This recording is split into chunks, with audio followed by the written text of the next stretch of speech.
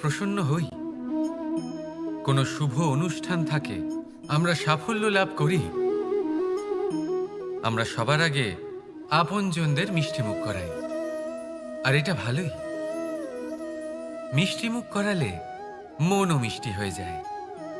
কিন্তু এই মিষ্টতা শুধুমাত্র মিষ্টির মধ্যে থাকে না, কারণ এই স্বাদ নয়, এই এক অনুভূতি। জিহ্বার স্বাদ গলায় গেলেই শেষ হয়ে যায়, সেখানে অনুভূতির স্বাদ সারা জীবন মনে থেকে যায়। তাই আপনি যখনই আপনজনদের মিষ্টিমুখ করাবেন, শুধু সেই মিষ্টি দিয়ে কেন, যা কিছুক্ষণের জন্যই থাকে, সেই অনুভূতির দ্বারা, সেই মিষ্টি কথার দ্বারা, সেই মিষ্টি ব্যবহারের দ্বারা সবাইকে খুশি করুন। মানুষ সারা জীবন মনে রাখবে, না থাকবে কোনো তিক্ততা, আর না থাকবে কোনো শত্রুতা। দেখবেন এইভাবেই আপনি আরও একটা সুযোগ পেয়ে যাবেন মিষ্টি মুখ করার। রাধা রাধা। ধন আর মানুষের মনের মধ্যে একটা সম্পর্ক রয়েছে, সেই একই সম্পর্ক রয়েছে সুযোগ আর প্রয়াসের মধ্যে। মানুষ বলে, যদি আমি একটু ধন লাভ করি তাহলে আমি কিছু করতে পারি। ধন বলে, যদি তুই কিছু করিস তবে তোর কাছে আমি আসব। মানুষ বলে, আমি কোনো সুযোগ পেলে তবেই তো চেষ্টা করব। আর সুযোগ বলে, তুই প্রয়াস কর তবেই তো আমি দেখা দেব। সবসময় জীবনে সেই কামনা করবেন না যা আপনি অন্য কারোর থেকে বা এই সংসারের থেকে নিয়তির সাহায্যে পেতে পারেন। মনোসংযোগ করুন নিজের কর্মের ওপর, মনোসংযোগ করুন তার ওপর যা আপনার হাতে আছে। অনবরত চেষ্টা করুন, না কোনো আশা করে, না কোনো আকাঙ্ক্ষা নিয়ে। আর তারপর এই জীবনকে দেখুন, সে সফলতা হোক বা সুখ, সে ধন হোক বা হোক সুযোগ, সব নিজে থেকেই আপনার কাছে আসবে। রাধা রাধা। আপনি কখনো কোনো ইঁদুর দেখেছেন? তার সবসময় কিছু না কিছু চাই, ঠোকরাতে থাকে সারা দিন সারা রাত। কখনো আপনার রান্নাঘর থেকে কিছু নেবে, তো কখনো ভাড়ার ঘর থেকে কিছু নেবে। কখনো আপনার জামা ছিঁড়বে, কিছু তুলে নিজের গর্তে নিয়ে চলে যাবে। কিন্তু আপনি দেখুন, সে কখনোই সন্তুষ্ট হয় না, ওর পেট কখনোই ভরে না। ঠিক তারই বিপরীত হলো নদী। কারোর থেকে কিছুই নেয় না, শুধুই দান করে। নিজের জল এই প্রকৃতিকে বিলিয়ে দেয়, এই ধরাকে ভিজিয়ে বয়ে চলে, এই প্রকৃতিকে একটা নতুন জন্ম দেয়। আর এই নদী যে সবসময় শুধুমাত্র দান করে, আপনি দেখবেন এই নদী কখনোই খালি হয়ে যায় না। এটা থেকে আপনি কি শিখলেন? যে সবসময় ছিনিয়ে খায়, সে সবসময় অভুক্তই থাকে। যে ব্যক্তি সবসময় সবাইকে দান করে, তাকে এই ক্ষুধা কখনোই জ্বালায় না। যে ইঁদুর যে সবসময় ছিনিয়ে খায়, একলা হয়ে যায়, তার শত্রু তৈরি হয়। সেখানেই নদী যে সবসময় সবাইকে দান করে, তাকে মানুষ মা ভেবে তার পুজো করে। তাই ছিনিয়ে নয়, দান করাতে বিশ্বাস রাখুন। আর আসুন আমার সাথে ভালোবেসে বলুন, রাধা রাধা। ভাগ্য, কত সুন্দর শব্দ এই ভাগ্য। কিন্তু যতটা সুন্দর, ঠিক ততটাই রহস্যময় এই শব্দ। কখন কি হবে কেউ জানে না। লোকে বলে যে ভাগ্যে যা লেখা আছে তার চেয়ে বেশি কিছুই পাওয়া যায় না, তার চেয়ে কমও কিছুই পাওয়া যায় না। নিয়তির যা রচনা তা কখনো মোছা যায় না। কিন্তু কেউ এইটা বোঝে না যে নিয়তি আপনার কর্মের দ্বারা বদলায়। যদি আপনি শুভ চিন্তা করেন, শুভ কর্ম করেন, তাহলে নিয়তি আপনার সাথে খারাপ কিছু হতেই দেবে না। কখনো আকাশে পাখিদের দেখুন, তারা কখনো ভাগ্যের উপর নির্ভরশীল হয় না। যতই ঝড় আসুক, যতই তীব্র হাওয়া দিক, ঘুরতে থাকে, একটা জিনিস জড়ো করে নিজের সৌভাগ্য, নিজের বাসা নিজেই তৈরি করে।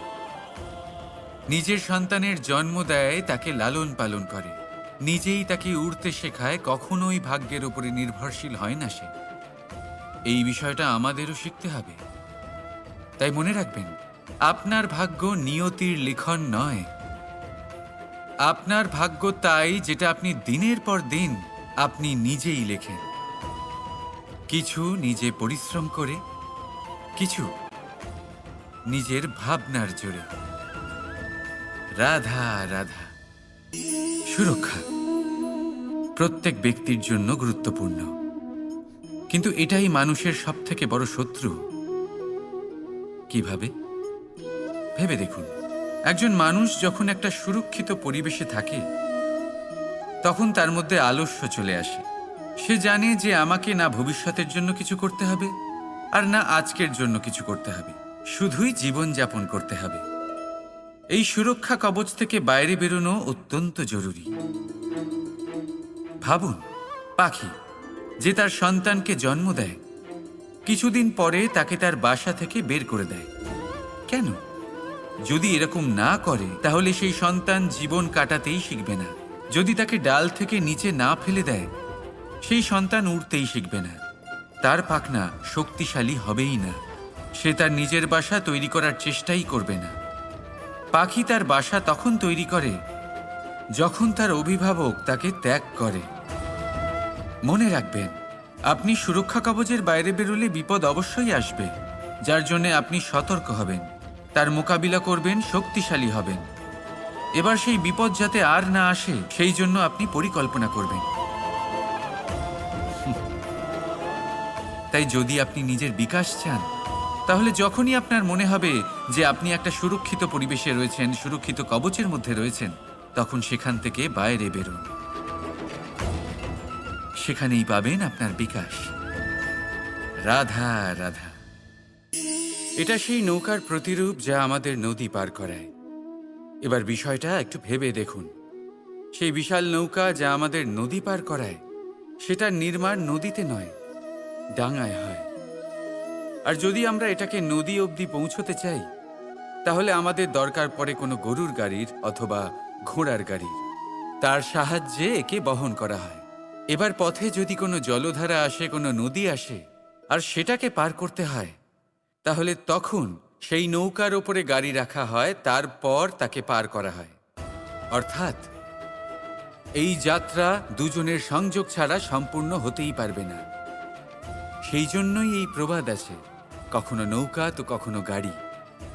আমাদের সম্পর্কের মধ্যে অতি আবশ্যক, আমাদের সম্পর্কের মধ্যে অত্যন্ত গুরুত্বপূর্ণ হল সংযোগ।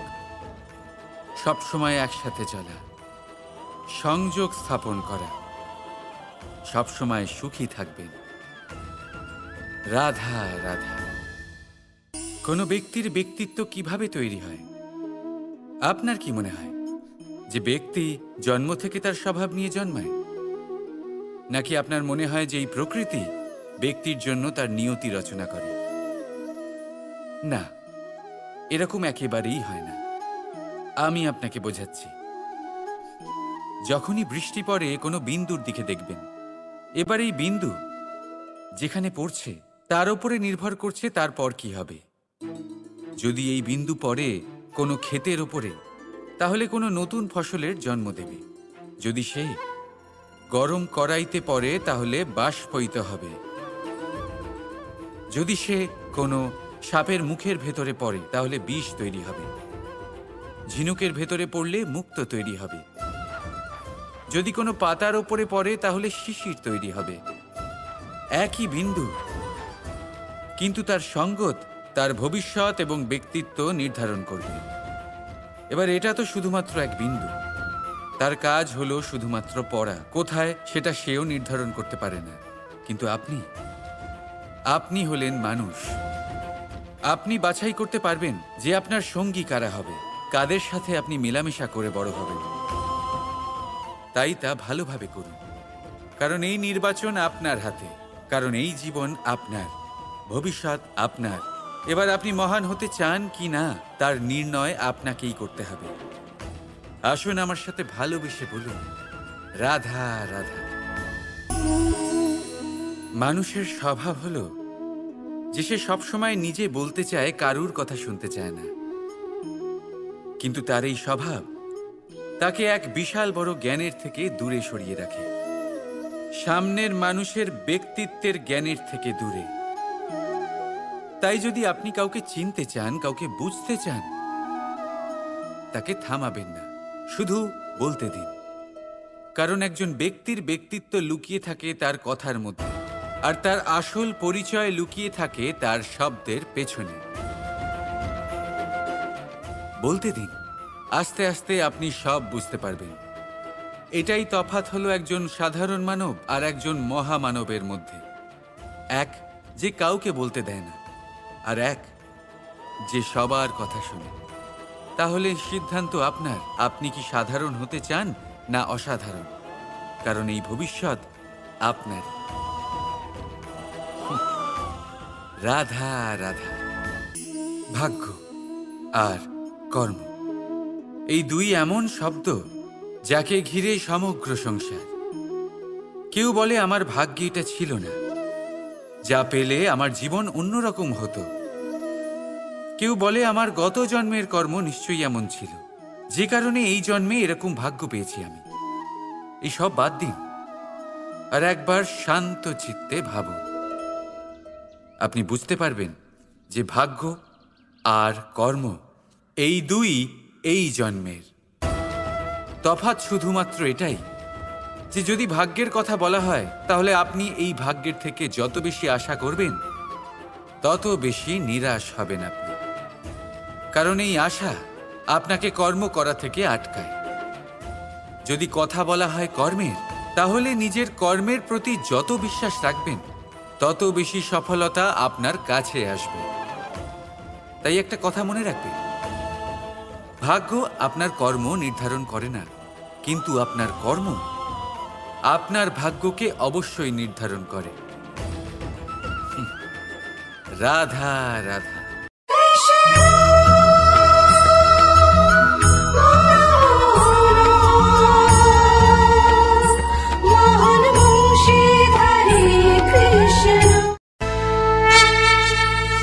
স্বপ্ন, প্রত্যেক মানুষ স্বপ্ন দেখে, আর প্রত্যেক মানুষ এই আশাও করে যে তার স্বপ্ন পূরণ হোক। কিন্তু তার স্বপ্ন কখনো পূরণ হয় না যারা প্রথমেই এই কথা ভেবে নেন যে তাদের স্বপ্ন পূরণ হয়ে গেছে। তাদের স্বপ্ন যথার্থ হয় যারা প্রয়াস করতে থাকে, নিরন্তর প্রয়াস। সেই জন্য জীবনে চেষ্টা চালিয়ে যান, পরিশ্রম করতে থাকুন, আর পূর্ণ বিশ্বাসের সাথে নিজের স্বপ্ন পূরণ করার দিকে অগ্রসর হয়ে পড়ুন। নয়তো এরকম না হয়ে যায় যে অন্য কেউ আপনাকে দিয়ে তার স্বপ্ন পূরণ করিয়ে নেয়। রাধা রাধা। জীবনে শিখরে পৌঁছানোর জন্য মানুষের কি প্রয়োজন হয়ে থাকে? সিঁড়ির। কিন্তু তাও প্রত্যেক মানুষ, প্রত্যেক ব্যক্তি শিখরে পৌঁছতে পারেন না। এর কারণ কি? কারণ একটা হতে পারে যে মানুষ কল্পনা করতে থাকেন কিন্তু সিঁড়ি খুঁজে পান না। কিছু মানুষ খুঁজে নেন কিন্তু তা পেয়ে এতটাই প্রসন্ন হয়ে যান যে তারপর আর কোনো কর্মই করেন না। খুব সোজা ব্যাপার। অনেক মানুষ সিঁড়ি খুঁজে পান না, আর যদি পেয়েও যান তাও যতক্ষণ না তাতে চড়ছেন সেই শিখরে পৌঁছবেন কি করে? যতক্ষণ না আপনি পরিশ্রম করছেন, যতক্ষণ না সেই সিঁড়িতে আপনি চড়ছেন, যতক্ষণ না ক্লান্ত হচ্ছেন, আপনার পায়ে হাঁটুতে ব্যথা না হচ্ছে, ততক্ষণ এই শিখরে পৌঁছানোর সৌভাগ্য লাভ করতে পারবেন না। তাহলে কল্পনার সাথে কর্ম করুন, পরিকল্পনার সাথে পরিশ্রম করুন, সব কিছু পাবেন। আসুন আমার সাথে ভালোবেসে বলুন, রাধা রাধা। বৃষ্টির ফোঁটা কত ছোট, কিন্তু সাগর কত বড়। হিমখণ্ড কত ছোট, হিমালয় কত বড়। কত পার্থক্য আছে দেখুন। দশরথ পুত্র রাম আর শ্রীরাম। দেখুন, একটা ফোঁটা একসাথে মিলিত হয়ে তখন এই বিশাল সাগর তৈরি হয়। সকল হিমখণ্ড যখন একসাথে মিলিত হয় তখন এই বিশাল মহান হিমালয় গঠিত হয়। সেইভাবেই একটা ছোট্ট বনবাস দিয়ে শুরু হয়েছিল একটা যাত্রা, রাম থেকে শ্রীরাম হবার পথে, মর্যাদা পুরুষোত্তম হবার জন্য। কিন্তু এর থেকে আপনি কি শিখলেন? বিন্দু আসলে মহান নয়, মহান হলো সাগর। হিমখণ্ড মহান নয়, মহান হলো হিমালয়। অর্থাৎ কোনো মহান কাজ করার জন্য বা মহান হবার জন্য আপনাকে আরম্ভ করতে হবে ছোট থেকে। একটা অত্যন্ত সরল কিন্তু একটা গুরুত্বপূর্ণ কথা আমি আপনাকে বলতে চাই। দেখুন, আরম্ভ করার জন্য প্রথমেই আপনার মহান হবার কোনো প্রয়োজন নেই। কিন্তু হ্যাঁ, মহান হবার জন্য প্রথমে আরম্ভ করা অত্যন্ত প্রয়োজনীয়। আপনি যদি শুরুই না করেন তাহলে কখনো মহান হতেই পারবেন না। প্রকৃত নিষ্ঠা দ্বারা আরম্ভ করুন। আপনার পদক্ষেপ, আপনার কর্ম যতই ক্ষুদ্র হোক না কেন, তা করতে থাকুন, নিরন্তর চেষ্টা করতে থাকুন। তারপর দেখবেন এই যে মহানুভবতা নিজে পথ চলে আপনার কাছে আসবে। তাই আপনি এটাই করুন আর আমার সাথে ভালোবেসে বলুন, রাধা রাধা।